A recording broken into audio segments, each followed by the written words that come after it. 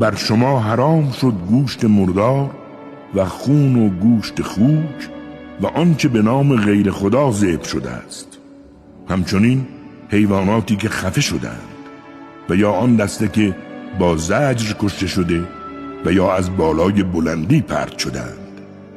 و نیز بر شما حرام است حیوانی که به ضرب شاخ حیوان دیگری هلاک شده و یا گوشت حیوانی که باقی مانده غذای حیوانات درنده است، مگر آنکه هنوز نمرده باشد و به موقع برسید و آن را ذبح کنید.